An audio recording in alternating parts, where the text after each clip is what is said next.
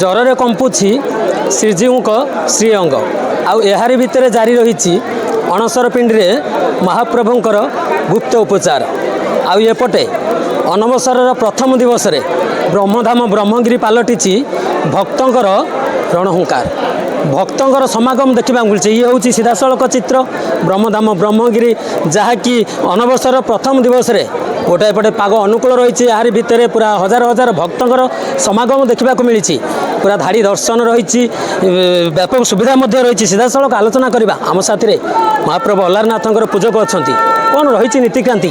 ଆଜ୍ଞା, ପ୍ରଥମେ ସ୍ୱାଗତ ଜଣାଉଛି। କ'ଣ କହିବେ, ଆଜି ଅନବସରର ପ୍ରଥମ ଦିବସ, ପୁରା ଦାରୁବ୍ରହ୍ମ ସିଧାସଳଖ ଶିଳାବ୍ରହ୍ମ ରୂପରେ ଦର୍ଶନ ଦେବେ ଭକ୍ତମାନଙ୍କୁ। କ'ଣ ସବୁ ନୀତିକ୍ରାନ୍ତି ରହିଥିଲା? ଜୟ ଅଲାରନାଥ, ଜୟ ଜଗନ୍ନାଥ। ଆଜି ମହାପ୍ରଭୁ ଶ୍ରୀ ଅଲାରନାଥଙ୍କ ପୀଠରେ ପବିତ୍ର ଅନବସର ଦର୍ଶନର ପ୍ରଥମ ଦିନ।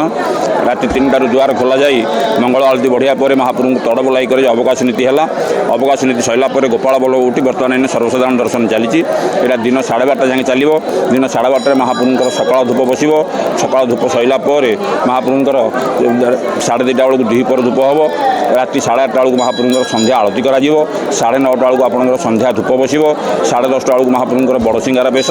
11:30 ବେଳକୁ ମହାପ୍ରଭୁଙ୍କର ପହଡ଼ ହେବ। ତେଣୁ ଆମର ସବୁ ପ୍ରଶାସନ ତରଫରୁ ଭକ୍ତମାନେ କିଭଳି ସୁଚାରୁରୂପେ ଆସି ମହାପ୍ରଭୁଙ୍କର ଦର୍ଶନ ଲାଭ କରିବେ, ସେଥିପାଇଁ ସବୁ ପ୍ରକାର ବନ୍ଦୋବସ୍ତ କରାଯାଇଛି। ଜୟ ଅଲାରନାଥ। ନିହାତି ରୂପେ ପୁରା ବିସ୍ତୃତ ଭାବରେ ଶୁଣୁଥିଲେ ନୀତିକ୍ରାନ୍ତି ଏବଂ ଯାହା ରହିଛି ସେବାୟତ ପ୍ରଶାସନ ତରଫରୁ ମଧ୍ୟ କିଭଳି ଶୃଙ୍ଖଳିତ ଦର୍ଶନ ହେବ ତାହାକୁ ନେଇ କେଉଁଠି ନା କେଉଁଠି ବ୍ୟବସ୍ଥା କରାଯାଇଛି। ସିଧାସଳଖ ଭକ୍ତଙ୍କର କିଛି ପ୍ରତିକ୍ରିୟା ନେବା। ମା, ପ୍ରଥମେ ସ୍ୱାଗତ ଜଣାଇବେ ଏମ୍ଏସ୍ ଟିଭିକୁ। ଅନବସରର ପ୍ରଥମ ଦିବସ, କେତେ ଖୁସି ଅଛି ଏବଂ କେତେ ଉତ୍କଣ୍ଠା ରହିଛି ମନରେ? बहुत खुशी लगुचे। आम 4 घंटा है लाइन रे लगिचु।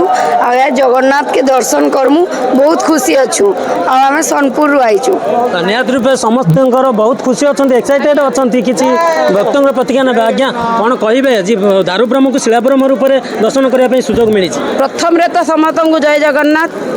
शांताकारं भुजगशयनं पद्मनाभं सुरेशरं विश्वधारं गगनसदृशं मेघवर्णं शुभांगं लक्ष्मीकान्तं कमलनयनं योगिर्विधानज्ञं वंदे विष्णु भवभैरं सर्वलोकैकनाथं।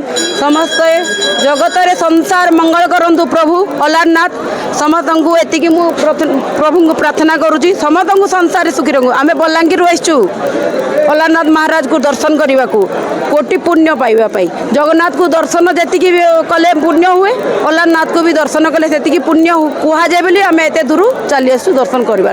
निश्चित रूपे वर्ष तमाम प्रभु जगन्नाथ को दर्शन कले जो पुण्य मिलता है, अनवर्षर समय गोटे दिन प्रभु अलारनाथ को दर्शन कले सम परिमाण पुण्य मिलता है। यही आशा विश्वास नहीं पूरा सुख छुटुची जगन्नाथ प्रेमी भक्तर प्रभु अलारनाथ पीठटी को। आज्ञा स्वागत जनाऊँ। प्रथमे कौन कहे केते एक्साइटेड अच्छा आज दर्शन कर? मु संबलपुर आसी यही खाली मो बहुत आकांक्षा था जीवन में, तो ये खाली अलारनाथ दर्शन करने जगन्नाथ को खाली दर्शन कली। देवस्थान है आम इच्छा पूर्ण है। बहुत दिन बहुत आशा मोर इच्छा है। स्नान यात्रा भी आम दर्शन कलु, जगजानन बेश भी दर्शन कलु, बहुत भल लगिला। निहाती रूपे पूरा आपण मैंने देखिपे कौली भाव में धाड़ी दर्शन रही भक्त मान मध्य व्याकुल रही, उत्कंठा भरी रही। कौटिना कौटि प्रभु अलारनाथ को दर्शन करेंगे। जगन्नाथ सीधासलख प्रभु अलारनाथ बेश दर्शन दौरान स्नान पूर्णमी दिन 108 सुबासित जल गाधेवा पर महाप्रभु को ज्वर होती। यार भितर जारी रही अणसर पिंडी में महाप्रभुंर गुप्त उपचार। आउ एपटे ब्रह्मधाम ब्रह्मगिरी पालटिछि भक्तंकर केन्द्रबिंदु, आकर्षणीय केन्द्रबिंदु। जदि कहिबा पूरा आज सकाल सकाल अनवर्षर प्रथम दिवस रे सकाल सकाल हजार हजार भक्त अपेक्षा करछंती दारुब्रह्म को सीधासलख शिलाब्रह्म रूप में दर्शन करने। आउ जदि कहिबा सेवायत एवं प्रशासन मिलित सहयोग रे पूरा सुरुखुरी दर्शन जारी रही बेले क्षीरी भोग खाइबापी कौटि ना कौटि अलारनाथ पीठ में भक्तंकर भिड़ जमी। ब्रह्मगिरी कैमरा पर्सन अमूल्य सहित प्रशांत कुमार दास, एमबीएस टीवी।